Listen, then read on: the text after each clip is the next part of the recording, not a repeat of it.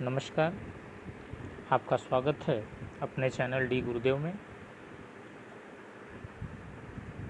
आप सबसे विनम्र निवेदन है कि आप चैनल को लाइक और सब्सक्राइब करें। तो आज हम लोग महाराजा सुहेलदेव राज्य विश्वविद्यालय के नए सिलेबस के अनुसार शिक्षा शास्त्र विषय के कुछ महत्वपूर्ण विषय को देखेंगे। इसमें इकाई 1 शिक्षा अवधारणा एवं लक्ष्य के अंतर्गत प्राचीन भारतीय ज्ञान परंपरा को देखेंगे। तो क्योंकि वैदिक शिक्षा ही भारत की सर्वप्रथम शिक्षा व्यवस्था का रूप रही है। इसके विकास में वेदों का महत्वपूर्ण स्थान रहा है। वेद 4 होते हैं, ऋग्वेद, यजुर्वेद, सामवेद एवं अथर्ववेद। इन चारों वेदों पर प्रकाश डाला जाए तो इनमें से ऋग्वेद को सबसे महत्वपूर्ण प्राचीन ग्रंथ माना गया है। किसको सबसे प्राचीन महत्वपूर्ण ग्रंथ माना गया है? तो ऋग्वेद को।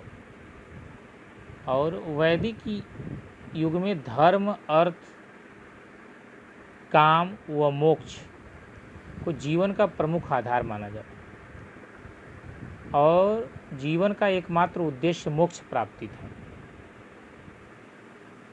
वैदिक काल में जीवन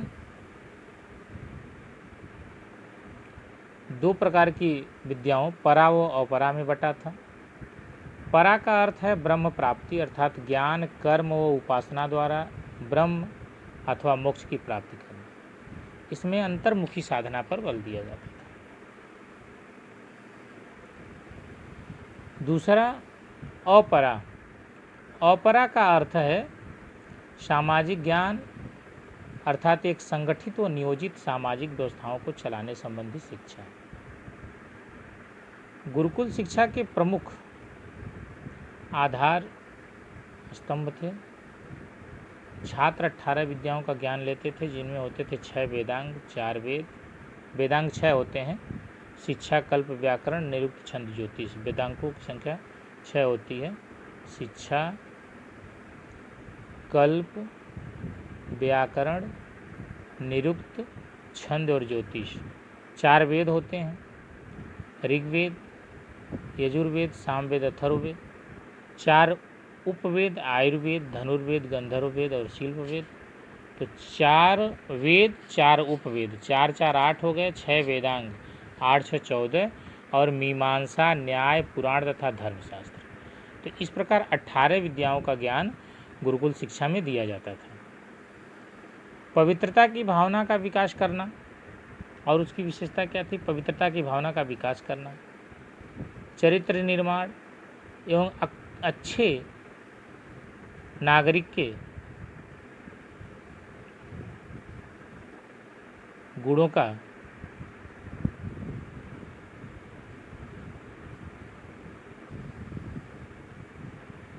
विकास, ईश्वर की भक्ति एवं धार्मिक भावना,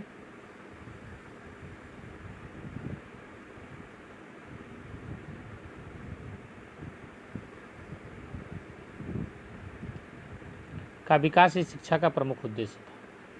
यानी गुरुकुल शिक्षा का प्रमुख उद्देश्य क्या था?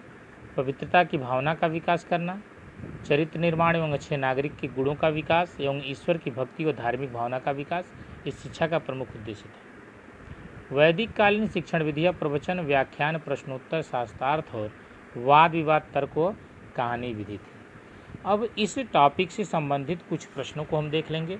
जैसा कि आपकी परीक्षा में जो प्रथम सेमेस्टर की परीक्षा होगी उसमें बहुविकल्पी प्रश्न आएंगे, जिसमें 4 ऑप्शन दिए होंगे और उनमें से एक ऑप्शन आपका सही रहेगा। अब तो बारी बारी से हम प्रश्न देखते हैं, जिसमें पहला प्रश्न देखिए, कह रहा है कि वैदिक काल में शिक्षा का स्वरूप कैसा था? तो वैदिक काल में शिक्षा का स्वरूप मौखिक था। वैदिक काल में शिक्षा का स्वरूप मौखिक था। वैदिक काल में शिक्षालयों को कहते थे गुरुकुल। वैदिक काल में जो शिक्षालय होते थे उनको हम क्या कहते थे? गुरुकुल कहते थे। वैदिक काल में गुरु शिष्य के संबंध कैसे होते थे? तो वैदिक काल में गुरु शिष्य के संबंध पिता व पुत्र के समान होते थे। वैदिक युग में जीवन का प्रमुख आधार माना जाता था धर्म, अर्थ, काम, मोक्ष सबको माना जाता था। यानी इसका सही आंसर हो जाएगा उपयुक्त सभी। उपयुक्त सभी। अगला प्रश्न है, भारतीय वेदों के नामों में शामिल नहीं है। भारतीय वेदों के नामों में शामिल नहीं है ऋग्वेद, सामवेद, अथर्ववेद, उपनिषद। तो देखिए ऋग्वेद, यजुर्वेद, सामवेद, अथर्ववेद ये 4 वेद हैं। यह उपनिषद जो है यह वेद में शामिल नहीं है। तो सही आंसर हो जाएगा इसका डी। अगला प्रश्न देखेंगे, कह रहा वैदिक शिक्षा के प्रमुख आधार थे। तो वैदिक शिक्षा के प्रमुख आधार क्या थे? सॉरी, एक प्रश्न छूट रहा है आपका। वैदिक युग में जीवन का एकमात्र उद्देश्य था मोक्ष प्राप्ति। वैदिक युग में जीवन का एकमात्र उद्देश्य था मोक्ष प्राप्ति। वैदिक शिक्षा के प्रमुख आधार थे वेद। वैदिक शिक्षा के प्रमुख आधार वेद थे। औशतो मा शतगमय कहाँ से लिया गया है? तो औशतो मा शतगमय ऋग्वेद से लिया गया है। औशतो मा शतगमय ऋग्वेद से लिया गया है। यानी इसका सही आंसर है ए। अगला प्रश्न है, उपनयन संस्कार का संबंध है। तो इसका सही आंसर हो जाएगा बी, वैदिक काल से। उपनयन संस्कार का संबंध है वैदिक काल से। अगला प्रश्न है कि प्राचीन काल में शिक्षा का माध्यम था। तो प्राचीन काल में शिक्षा का माध्यम था संस्कृत। यानी डी आंसर सही है इसका। अगला प्रश्न है कि वैदिक कालीन शिक्षा में उपनयन संस्कार कब होता था? तो वैदिक कालीन शिक्षा में उपनयन संस्कार जब विद्यार्थी शिक्षा प्रारंभ करने जाता था तभी होता था। यानी सही उत्तर हो जाएगा इसका शिक्षा प्रारंभ के समय। अगला प्रश्न है कि वैदिक कालीन शिक्षा का मुख्य उद्देश्य क्या था? तो वैदिक कालीन शिक्षा का मुख्य उद्देश्य था ज्ञानार्जन। यानी सी आंसर सही होगा। अगला प्रश्न है, प्राचीन काल में गुरुकुल होते थे। तो प्राचीन काल में गुरुकुल होते थे गांवों से दूर। वैदिक काल में गुरुकुल में पढ़ने वाले छात्र को कहा जाता था। तो गुरुकुल में पढ़ने वाले छात्र को कहा जाता था अंतेवासी।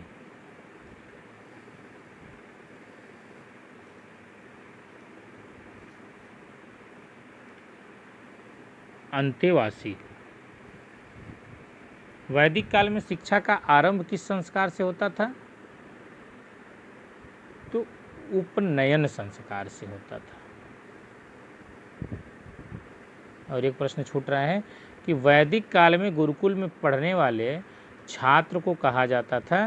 तो वैदिक काल में गुरुकुल में पढ़ने वाले छात्र को कहा जाता था भिक्षु। यानी सी आंसर सही होगा इसका।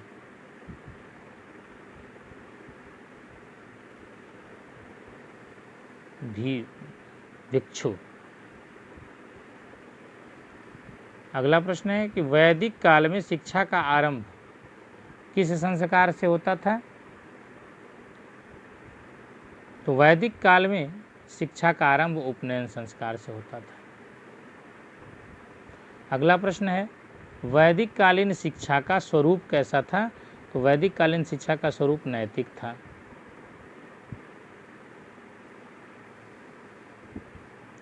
आयुर्वेद, धनुर्वेद,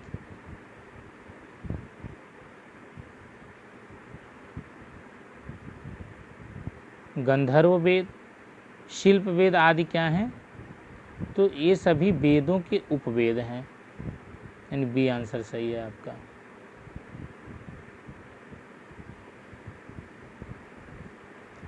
और यह प्रश्न है, एक प्रश्न छूट गया कि वैदिक काल में शिक्षा का आरंभ उपनयन संस्कार से होता था।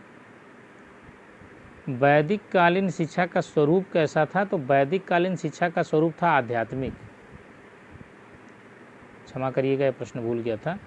आयुर्वेद, धनुर्वेद, गंधर्ववेद, शिल्प वेद आदि क्या हैं? ये उपवेद हैं, यानी इसका बी आंसर सही होगा। अगला प्रश्न है, वैदिक काल में शिक्षण विधियां थीं। तो वैदिक काल में प्रवचन विधि, तर्क विधि, व्याख्यान विधि, यानी सभी विधियां थी। तो उपयुक्त सभी डी आंसर सही हो जाएगा। उपनयन संस्कार किस काल की शिक्षा से संबंधित था? तो उपनयन संस्कार वैदिक काल की शिक्षा से संबंधित था। उपनयन का अर्थ है पास ले जाना, यानी डी आंसर सही होगा इसका। वैदिक युग में शिक्षा व्यवस्था कितने स्तरों पर की गई थी? 2 स्तरों पर। वैदिक कालीन शिक्षा संबंधित है, वैदिक कालीन शिक्षा संबंधित है वेदों से, यानी बी आंसर सही होगा। वैदिक कालीन शिक्षा व्यवस्था में, वैदिक कालीन शिक्षा व्यवस्था में शिक्षा सशुल्क थी, शिक्षा पर राजा का नियंत्रण था, शिक्षा बड़े बड़े भवनों में होती थी? नहीं, शिक्षा पूर्ण रूप से निःशुल्क थी, यह इसका सही आंसर है। यानी वैदिक काल में शिक्षा व्यवस्था पूर्ण रूप से निःशुल्क थी। अगला प्रश्न है, टोल में किस भाषा की शिक्षा दी जाती थी? तो टोल, यह आचार्य अपने घर पर बच्चों को संस्कृत की शिक्षा देते थे, वहाँ पे वेद, मीमांसा, व्याकरण इत्यादि पढ़ाया करते थे। तो टोल में किस भाषा की शिक्षा दी जाती थी? संस्कृत भाषा की। अगला प्रश्न है, व्याकरण और तर्क शास्त्र की शिक्षा कहाँ दी जाती थी? तो व्याकरण और तर्क शास्त्र की शिक्षा विद्यापीठ में। प्राचीन काल में गुरुकुलों में शिक्षण विधा थी, शिक्षक केंद्रित।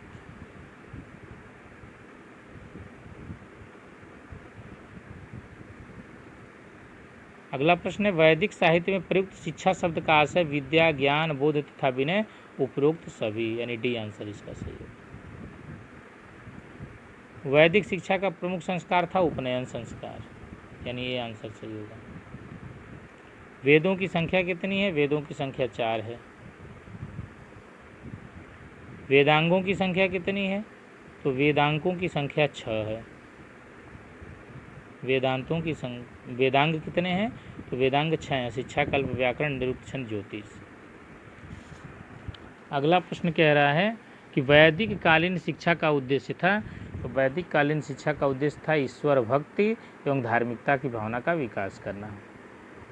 अगला प्रश्न है, वैदिक काल में शिक्षा किस रूप में दी जाती थी? मौखिक रूप में। वेदों में शिक्षा शब्द का प्रयोग किस रूप में हुआ है? विद्या, ज्ञान, बोध एवं विनय के रूप में, यानी ए आंसर सही होगा। वैदिक काल में शिक्षा पर किसका आधिपत्य था? तो वैदिक काल में शिक्षा पर ब्राह्मणों का आधिपत्य था, यानी इसका आंसर सही है। आज के लिए इतना ही, शेष अगली वीडियो में। आपसे विशेष निवेदन कि डी गुरुदेव चैनल को लाइक करें, सब्सक्राइब करें, हमारा सहयोग करें। धन्यवाद।